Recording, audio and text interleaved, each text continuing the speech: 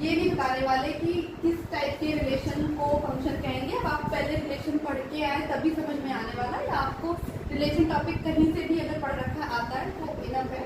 Start करते हैं। If A and B are two non empty sets such that each element of A is associated with unique element of B, then this association is known as function। जैसे हमने अभी जब relation topic किया था तो relation में देखा था हर तरीके से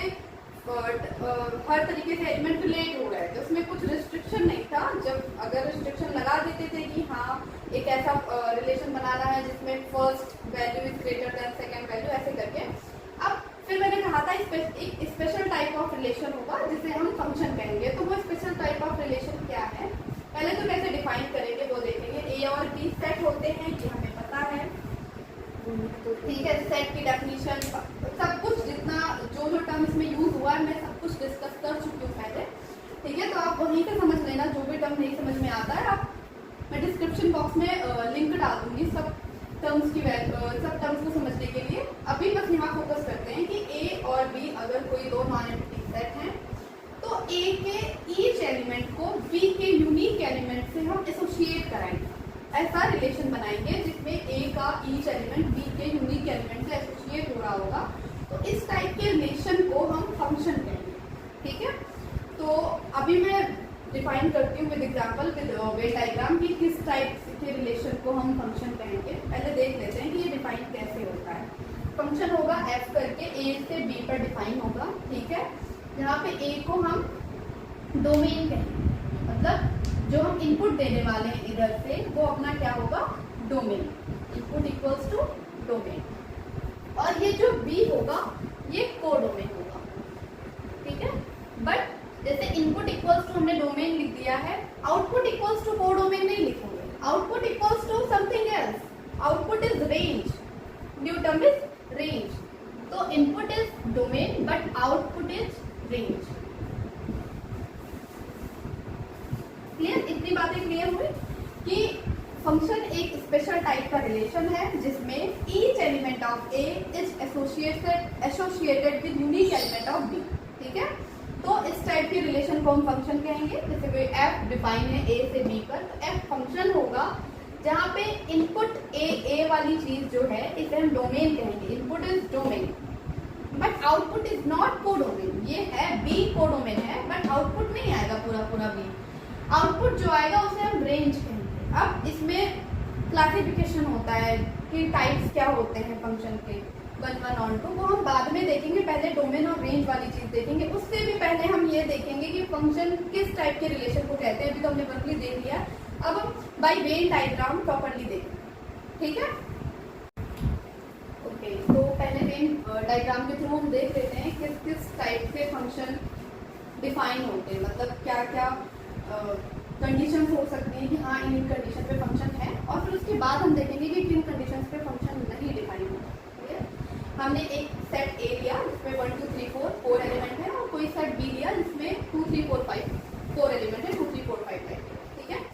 अब ए से बी के बीच में ऐसा फंक्शन डिफाइन कर सकते हैं जैसे कैसा कि डेफिनेशन जो हमने अभी पीछे दिखाई है, सबसे पहले वही ध्यान देंगे कि each element of A is related to unique element of B. तो मतलब ईच एलिमेंट ऑफ ए से सीधा सीधा पता चलता है कि ए का कोई भी एलिमेंट छूटने वाला नहीं है मैपिंग होने से, रिलेटेड होने से बी के एलिमेंट से, ठीक है।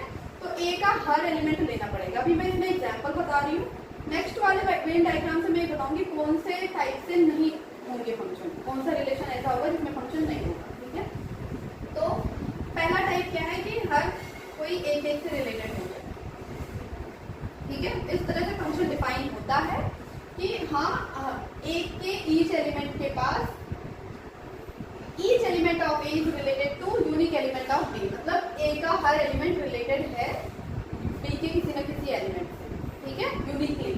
तो ये वाली चीज पॉसिबल है, ऐसे फंक्शन बन सकते हैं।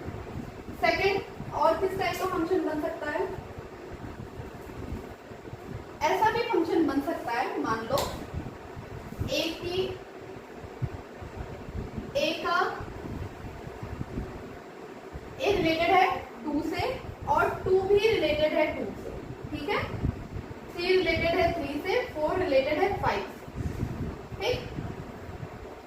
तो फिर से डेफिनेशन पे जाएंगे। डेफिनेशन क्या है? Each element of A is related to unique element of B, मतलब कि ए का हर एलिमेंट रिलेटेड होना चाहिए, पहली चीज। तो हाँ, ए का हर एलिमेंट रिलेटेड है। यहाँ पे कोई एलिमेंट ऐसा दिख रहा है जो बी के एलिमेंट से रिलेटेड ना हो? नहीं, ऐसा कोई एलिमेंट नहीं। 4 तो 4 के चारों रिलेटेड। तो अब ये है कि 1 और 2 इन दोनों की एक ही इमेज आ गई। इमेज क्या है ये हम आगे देखेंगे। इमेज यहाँ इतना समझ लेते हैं कि ए की जो वैल्यूज आएंगी, डोमेन की जो वैल्यूज आती हैं वो बी में आएंगी, उसे ही हम इमेज कहने वाले। तो 1 और 2 का जो इमेज है वो एक ही है, 2 है, ठीक है। तो ये वाली चीज पॉसिबल है, क्लियर। 3 का इमेज 3 है, 4 का इमेज 5 है, और एक यहाँ पे कोड डोमेन में एक वैल्यू छूट गई, ठीक है। तो इसमें कोई मतलब नहीं है, अगर कोई वैल्यू यहाँ पे रह भी जाती है ना तो इससे कोई फर्क नहीं पड़ेगा। फंक्शन की कंडीशन फेल नहीं होती। फंक्शन की डेफिनेशन जो है वो इससे कोई मतलब नहीं है कि हाँ बी का एक एलिमेंट रह गया तो वो फंक्शन नहीं बनाएगा। नहीं, बी का एलिमेंट रह सकता है। उसने बस ए पर कंडीशन लगाया है कि each element of A is related to unique element of B या associated to unique element of B. तो ए का कोई एलिमेंट नहीं छूटना चाहिए, बी का छूट रहा है, उससे कोई मसला नहीं है, ठीक है। अब तीसरा कैसे डिफाइन कर सकते हैं? जैसे ए से बी पर है, क्लियर। तीसरा कैसे डिफाइन होगा? मान लो ए 2 पे जा रहा है, 2 3 पे जा रहा है, 3 भी 3 पे जा रहा है, 4 भी 3 पे जा रहा है, ठीक है। 2 एलिमेंट छूट गए बी में, तो हाँ छूट सकते हैं। इस टाइप से फंक्शन डिफाइन है, क्लियर। अब हम वो वाले एग्जांपल देखेंगे वेन डायग्राम के थ्रू कि जिस टाइप के फंक्शन डिफाइन नहीं हो सकते, ठीक है। प्रॉपर एक्सप्लेनेशन देखेंगे, ठीक है। तो अब हम वो वाले रिलेशन देखेंगे जो फंक्शन नहीं बनते हैं, ठीक है। कौन से? जैसे हमने 1 को रिलेट करा दिया 2 से, 2 को रिलेट करा दिया 3 से, 3 को रिलेट करा दिया 3 से दोबारा, ठीक है, और 4 छूट गया, ठीक है। तो इस टाइप के रिलेशन को हम फंक्शन नहीं कहते हैं, क्योंकि फंक्शन में डेफिनेशन में यही है कि each element of A is associated to unique element of B. तो ए का कोई एलिमेंट नहीं छूटना चाहिए, क्लियर। तो ये वाली चीज फंक्शन नहीं है, ये वाला रिलेशन फंक्शन नहीं है। और कौन सा रिलेशन फंक्शन नहीं होता है? लाइक 1 की वैल्यू 2 है और 1 की वैल्यू 3 है, 2 की वैल्यू 4, 3 की वैल्यू 5 और 4 की वैल्यू 5 कुछ ले लिया है, ठीक है। तो ऐसी वाली चीज पॉसिबल नहीं है कि ए का कोई एक एलिमेंट बी के किसी 2 एलिमेंट से रिलेट हो रहा हो, ठीक है। मतलब ए का कोई भी एलिमेंट 2 इमेज नहीं बना सकता है, क्लियर। अब मैं इस चीज को अभी प्रॉपरली बताने वाली हूँ। अभी बस वर्बली देख लें कि हाँ ए का ए में जितने भी एलिमेंट होंगे सबका यूनिक इमेज होगा। ये नहीं कि ए का इमेज 2 भी है और ए का इमेज 3 भी है, ठीक है। तो ये पॉसिबल नहीं है। थर्ड वाला कौन सा पॉसिबल नहीं है? तो हमने सारे केस कर लिए।